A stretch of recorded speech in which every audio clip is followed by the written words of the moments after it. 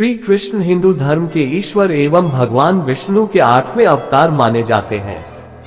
श्याम, गोपाल, केशव, द्वारकाधीश, कन्हैया आदि नामों से लोग इनको जानते हैं। इन्होंने द्वापर युग में श्री कृष्ण का अवतार लिया था।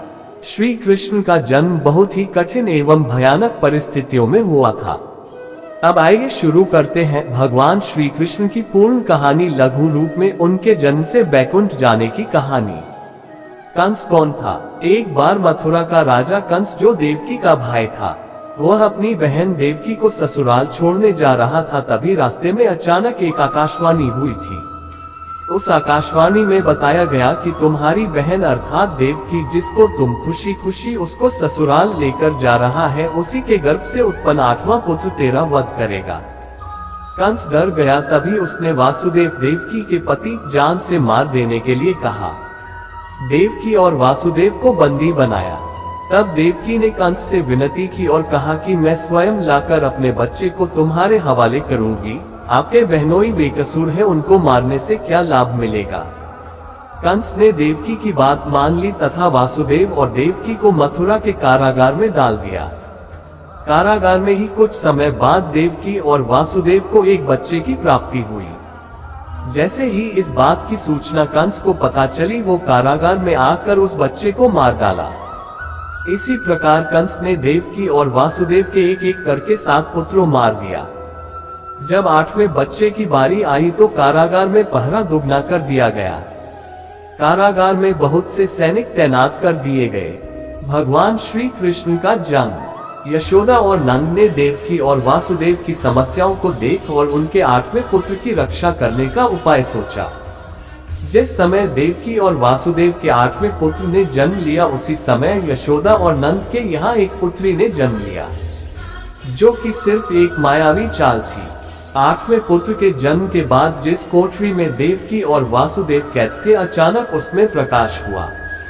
हाथ में गदा, शंख धारण किए हुए चतुर्भुज रूप में भगवान विष्णु दिखाई दिए। देवकी और वासुदेव उनके चरणों में गिर पड़े। तभी भगवान ने कहा, मैं बच्चे का रूप पुनः ले लेता हूँ। तुम मुझे लेकर अपने मित्र नंद के पास जाकर रख दो और उनके यहाँ जन्मी पुत्री को लाकर कंस के हवाले कर दो।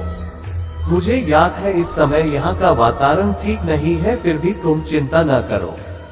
तुम्हारे जाते समय कारागार के सारे पहरेदार सो जाएंगे। कारागार का फाटक स्वयं खुल जाएगा। जल से उफनाती हुई यमुना रास्ता देगी। भारी वर्षा से नाग तुम्हारी और बच्चे की रक्षा करेगा।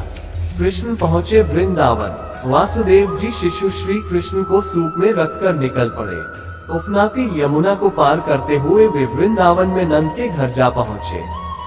बच्चे को सुलाकर वे उनकी पुत्री को लेकर वापस आ गए। वापस पहुंचने के बाद फाटक स्वतः बंद हो गया। जैसे ही कंस को ये खबर मिली कि देवकी ने बच्चे को जन्म दिया है, वो तुरंत कारागार में आ गया। कंस ने जैसे ही उसको छीनकर पटक कर मारने की कोशिश की, वो बच्ची तुरंत हवा के उड़ गई और बोली, हे दुष्ट प्राणी, मुझे मारने से तुझको क्या मिलेगा? तेरा वध करने वाला वृंदावन जा पहुंचा है। इतना बोलकर वो गायब हो गई। कंस ने श्री कृष्ण का वध करने के लिए मायावी असुरों को भेजा।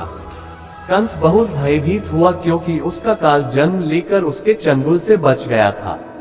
अब कंस श्री कृष्ण को मारने के लिए परेशान रहने लगा। तब उसने पूतना नामक राक्षसी को श्री कृष्ण को मारने के लिए भेजा।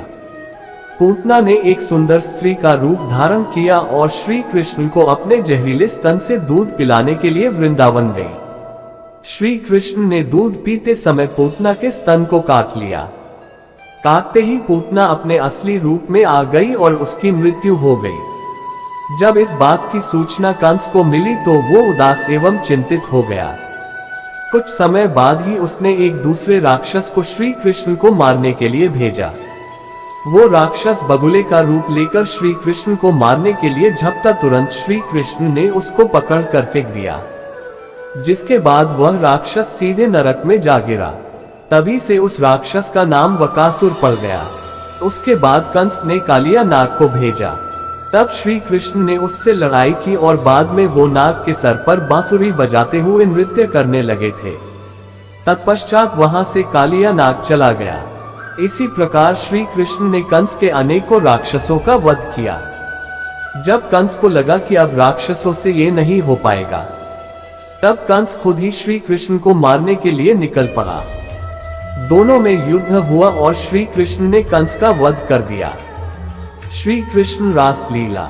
श्री कृष्ण गोकुल में गोपियों के साथ रासलीला रचाते हुए और अपनी बांसुरी बजाते थे। सभी गोकुलवासी पशु पक्षी आदि उनकी बांसुरी की धुन सुनकर बड़े ही खुश होते थे और उनको ये आवाज बहुत प्रिय लगती थी। गोकुल में राधा से श्री कृष्ण प्रेम करते थे। कृष्ण बलराम की उज्जैन में शिक्षा। श्री कृष्ण का अज्ञातवास समाप्त हो रहा था तथा अब राज्य का भी भय हो रहा था।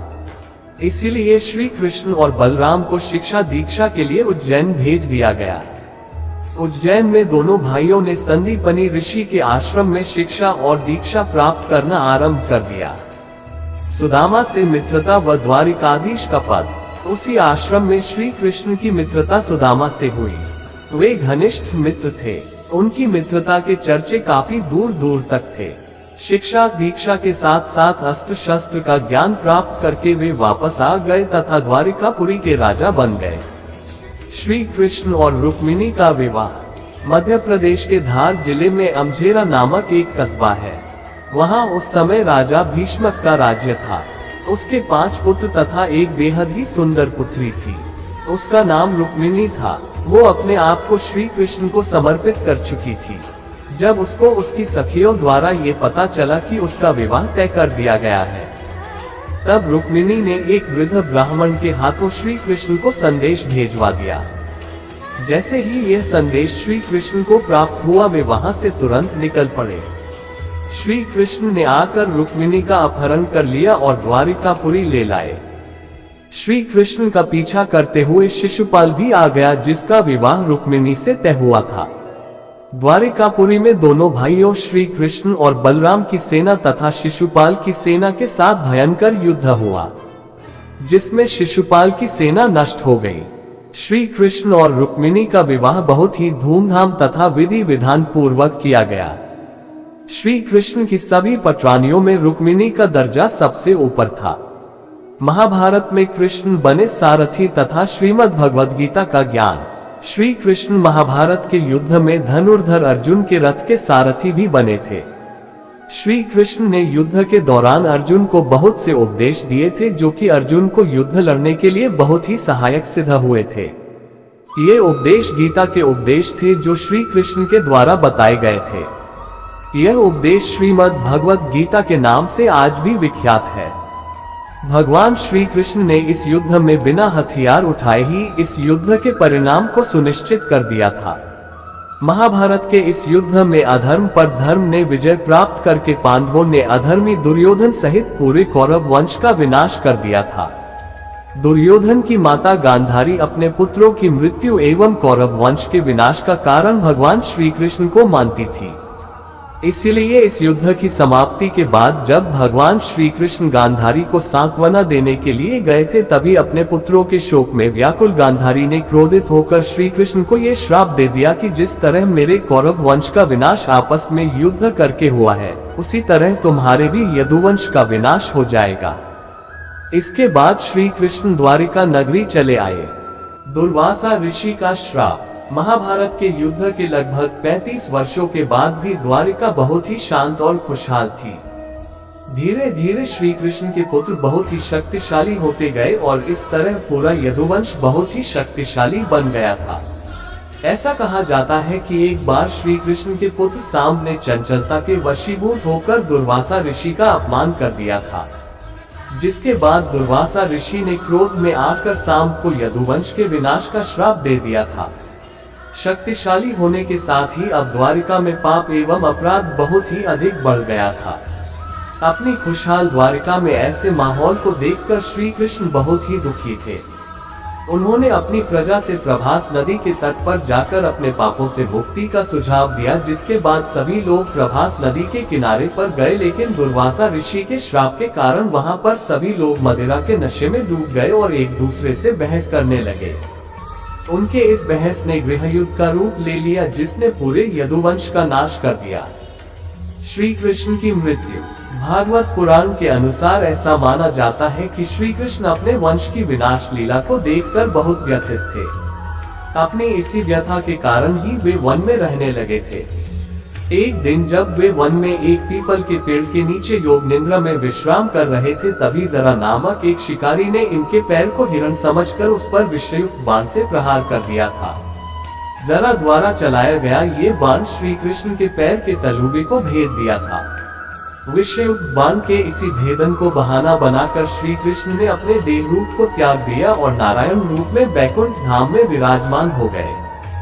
देह रूप को त्यागने के साथ ही श्री कृष्ण के द्वारा बसाई हुई द्वारिका नगरी भी समुद्र में समा गई थी।